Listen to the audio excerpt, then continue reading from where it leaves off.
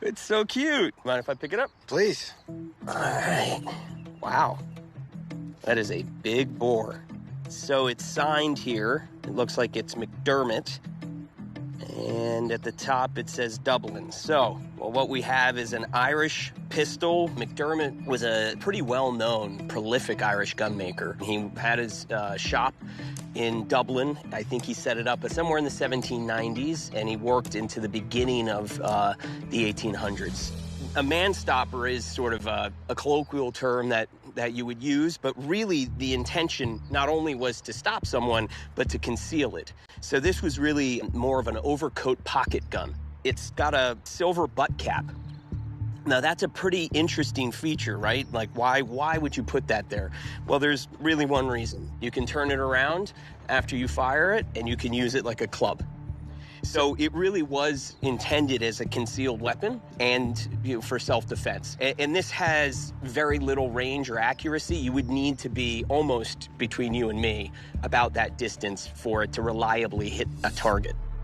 The bore is gigantic. It might be an inch or very close. This was intended to actually do serious damage. So if you're being attacked, you're gonna make a gigantic hole in whatever you're firing. Would they actually use a ball in that, or would it be used like a shotgun? No, this is for a ball, 100%. Yeah, they wouldn't put shot in here. So I'm gonna test the functionality. So I'll pull it back halfway. So now it's at half cock. And you don't want it to be going off half-cocked. That's right, you don't. And this is why. You should be able to pull the trigger and the hammer won't go, because what you're doing is you've loaded the gun, you're putting the priming powder in. If this flies forward, it could create an unwanted... Yeah, that was a safety. Yeah, exactly. So that's good. It does hold on half cock. Now it's at full cock, and when I pull the trigger, it comes all the way forward. So that's a good sign. Okay. The only other thing I'm noticing about it, you see this line goes all the way around? Looks like it was broken. Yeah. This was broken at one point. The whole entire buttstock was off and then reapplied. And it feels extremely solid, so it was probably a period repair. So that doesn't bother me about firing it, but that does affect value a little bit. Let's see if it works. Absolutely. Okay, so I brought all my black powder supplies. I have a ton of different size projectiles. I'll do some measurements. I want to inspect it a little closer, make sure it's good to shoot. Okay. Half hour? Yeah, half hour. All right. Have you checked out the clubhouse here? I haven't. We'll go to the clubhouse and meet you in a little bit? Perfect. Yep. All right, come on. Let's go.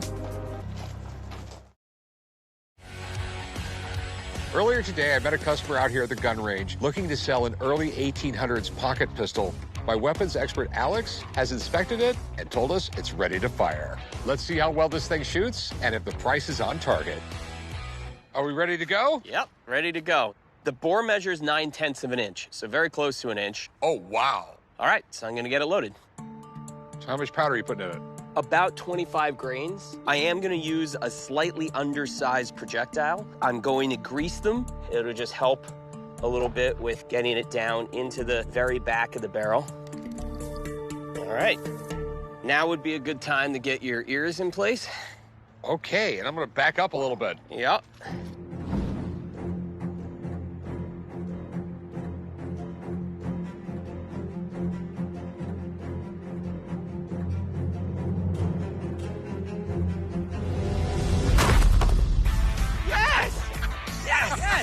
I hit it.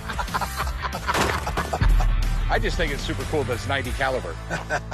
All right, so what do you think it's worth? So you were asking how much for it? 2,000. And I understand where you got that price. This repair really does impact it. It is very stable, but it's the kind of thing that, as a collector myself and a dealer, like I can't stop looking at it. So I don't think you get 2,000 for it, Rick. I do think you get 1,500. All right. Thanks, man. All right. You guys do your Thanks, thing. Alex. Nice to meet you. Appreciate it. Nice to meet you. I'll come back for my supplies in a bit. All right, you heard him. I mean, he's the gun guy. He's he really is impartial. So, I mean, I just give you my best price, $800. Rick, it's been sitting in my gun safe for 20 years. It's probably better in your hands than it is mine. Deal.